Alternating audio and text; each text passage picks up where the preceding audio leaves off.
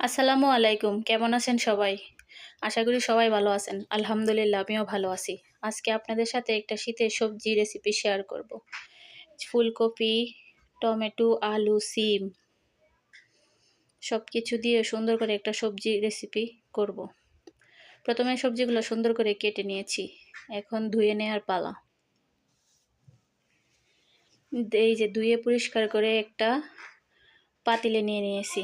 কয়েকটা কাঁচামরিচ দিয়ে দিলাম। কয়েকটা না, বেশ কয়টা। একটু হলুদ গুঁড়া, অল্প একটু মরিচের গুঁড়া, অল্প একটু ধনিয়ার গুঁড়া দিয়ে লবণ দিয়ে দিলাম, পরিমাণ মতো পানি দিয়ে এখন ঢাকনা বন্ধ করে সিদ্ধ করে নেব।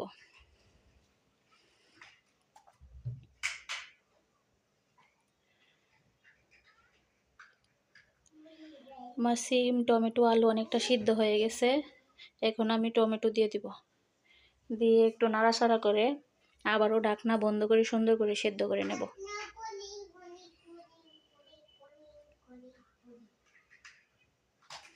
শীতের এই সবজিটা খেতে খুব মজা লাগে, তাই ভাবলাম আপনাদের সাথে শেয়ার করি। আশা করি সবার ভালো লাগবে, আপনারাও ট্রাই করতে পারেন। এই যে আমার টমেটোটা সেদ্ধ হয়ে গেছে।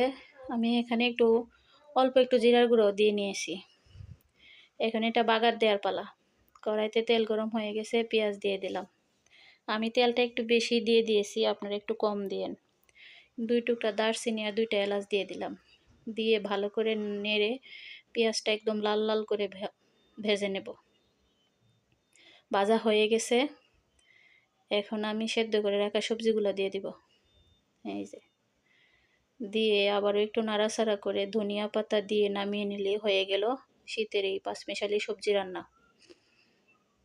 আমার কাছে খেতে তো ভালোই লেগেছে, খারাপ না। আপনারাও ট্রাই করতে পারেন, আশা করি ভালো লাগবে।